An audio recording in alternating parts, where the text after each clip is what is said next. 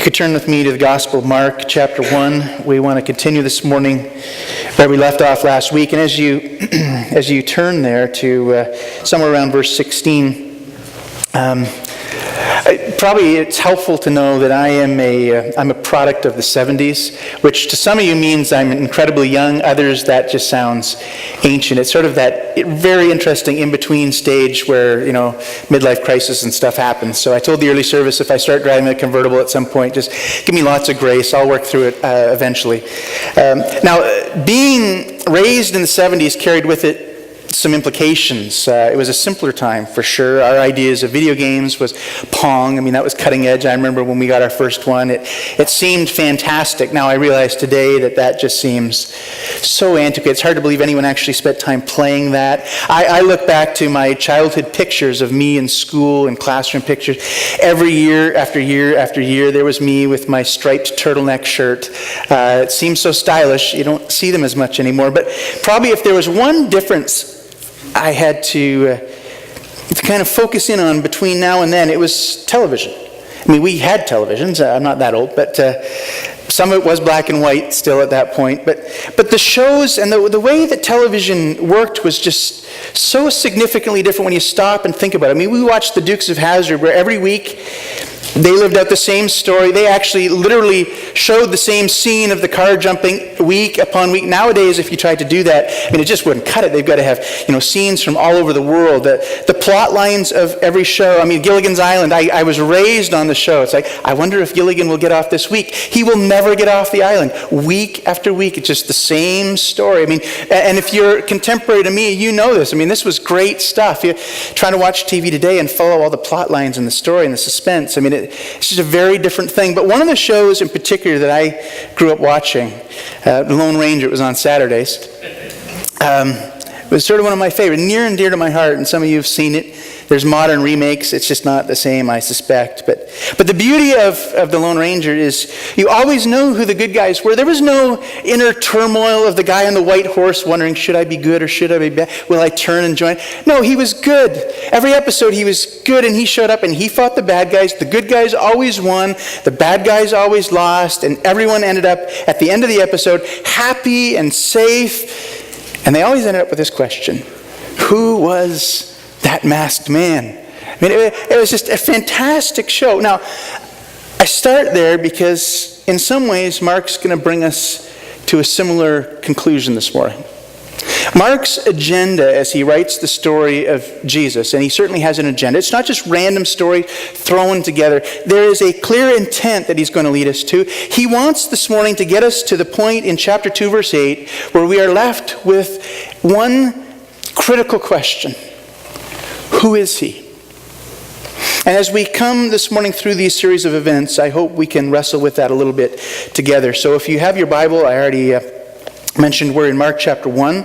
Now last week we did make some progress through the early parts of chapter 1, verse 16 to 28.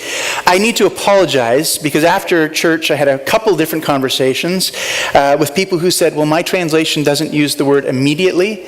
And I was trying to point out last week that one of the things Mark does from chapter 1, verse 10 till chapter 2, verse 8 is he uses the word immediately to let us know that no single one of these stories is designed for us just to take and study on its own without looking at the broader context. He doesn't want us just to preach, a sermon on a few verses of the end of chapter 1 or anything. He wants us to get a sense of the big picture because it's all leading to some very important implications for him. Now, not every translation uses the word immediately. You've got to, if yours doesn't, trust me, it's there. It's there actually 9 times. And the intent is that we would kind of get a big picture sense of what's going on. So last week we looked at the first 3 of 7 events that are going to take place between 1 verse 16 to 2 verse 8.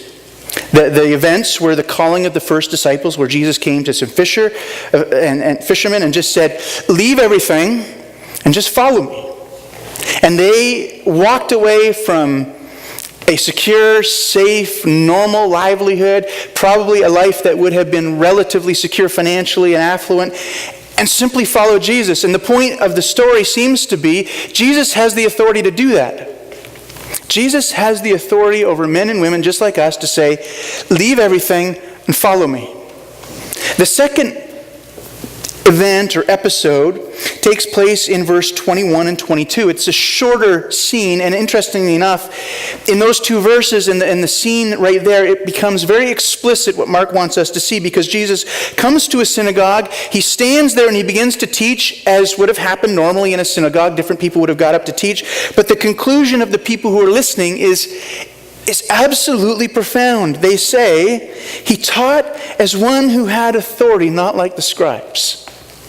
Now that's the first time we see Mark just show us explicitly what he's trying to help us understand. Jesus has authority, and it is different than the authority that other people might have. He's got the authority to call disciples. Now he's got authority in his teaching. The next event from verse 23 to verse 28, and this we looked at quickly last week, was a scene there on the Sabbath in the synagogue where Jesus has the authority to cast out an unclean spirit.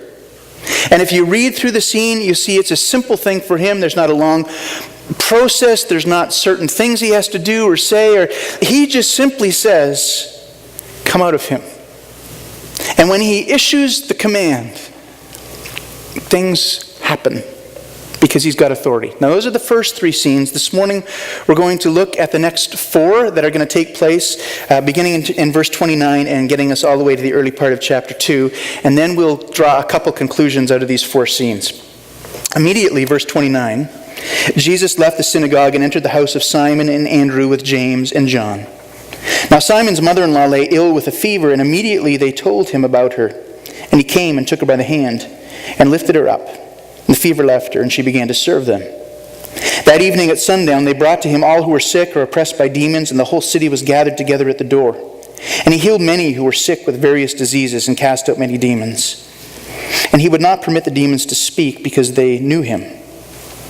And rising very early in the morning while it was still dark, he departed and went to a desolate place, and there he prayed. And Simon and those who were with him searched for him. They found him and said, everyone is looking for you.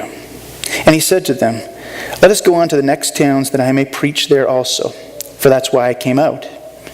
And he went throughout all Galilee, preaching in the synagogues and casting out demons.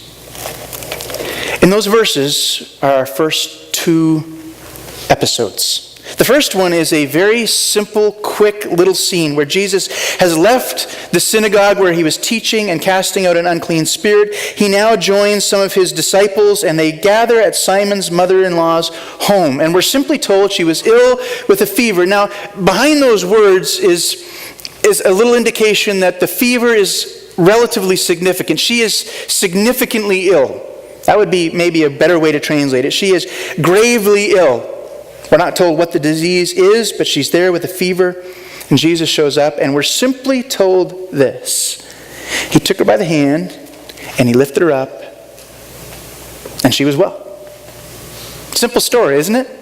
And yet, when we see what Mark's doing as he shows us first the authority over people, then the authority in his teachings, then the authority over an unclean spirit, all of a sudden it becomes pretty clear what Mark wants us to see next. Not only does he have authority in those areas, he also has the authority over illness and sickness. And when Jesus simply comes and enters a room and says, it's time to get up, you're healed, it's done.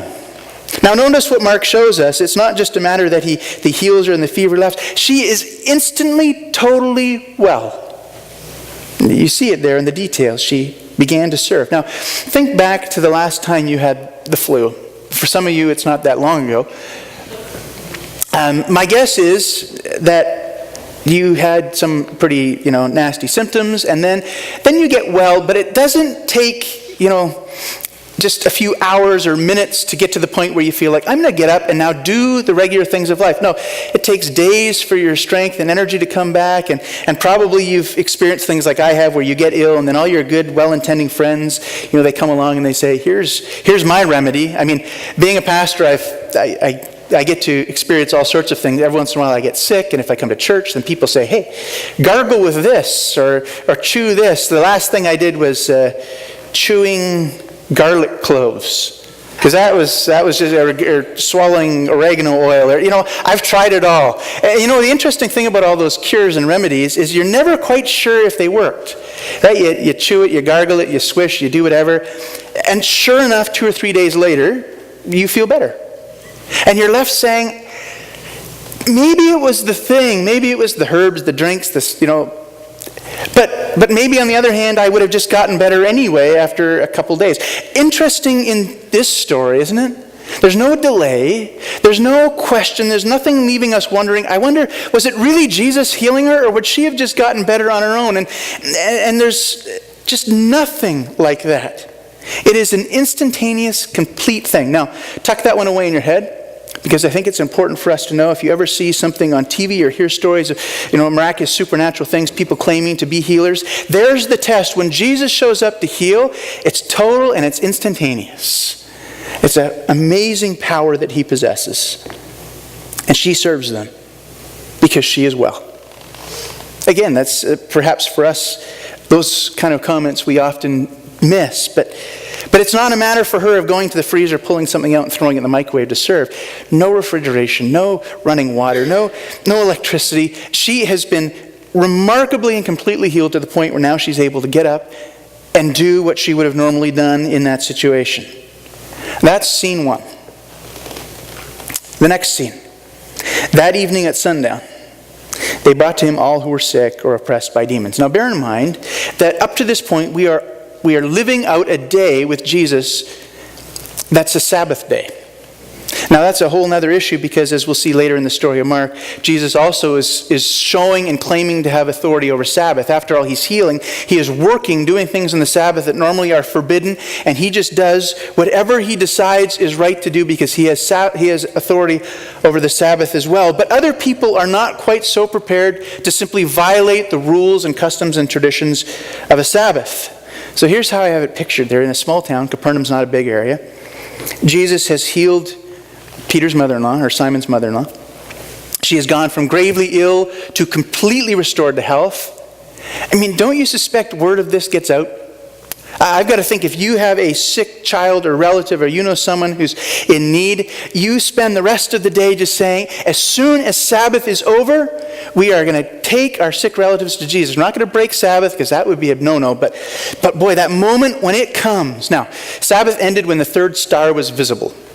So, we've got the starlight star, but, first star I see tonight, for them it was third star. So I can just picture it in my mind's eye, all these people sitting there in their homes, sick people ready to roll, waiting, watching for the stars to come out. And we're told that evening at sundown, third star comes up, they bring everyone to Jesus. In fact, Luke tells us in Luke chapter 4, Jesus heals all of them.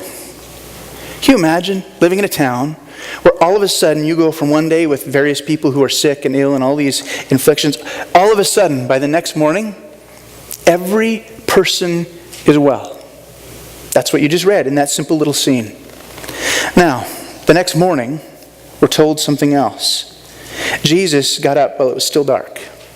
He left the town, he went out to a desolate place, and he prayed. A little bit later, it seems, Simon and those who were with him, the disciples, and it sounds like everyone within the city of Capernaum, the town of Capernaum, goes searching. In fact, the language Mark uses, it's a massive manhunt. And they come to Jesus, and they say, everyone's looking for you. It's like, Jesus, you are famous. Like, this is our big moment. You were, sort of in obscurity, and no one really knew about you. But look what happened yesterday, and now everyone's they can't hardly wait for you to come back. And what does Jesus do?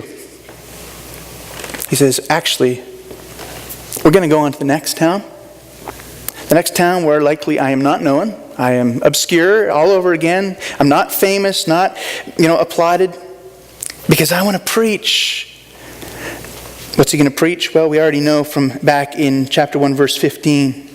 He wants to tell people that God's kingdom is at hand and that there are things that have to happen in the human heart to be ready to encounter God.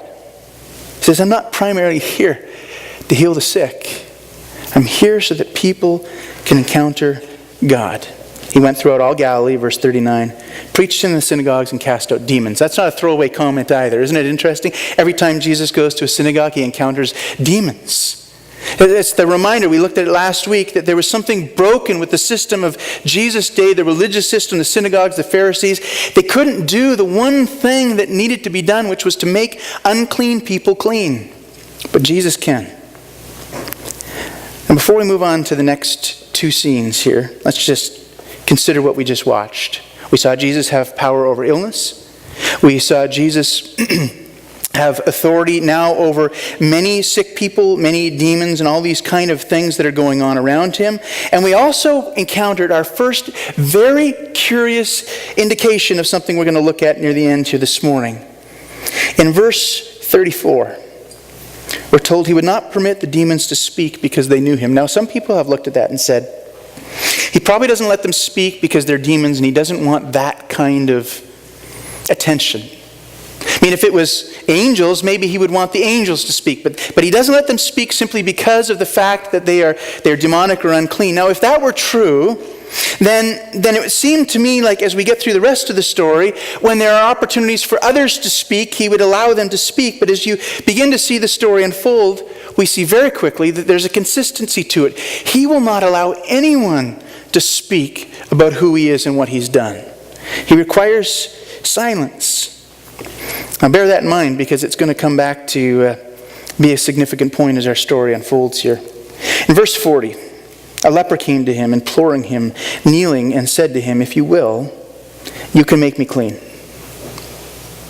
Now Mark's kind of bringing us up sort of a series of incidents that are getting progressively, I would suggest progressively more significant in the mind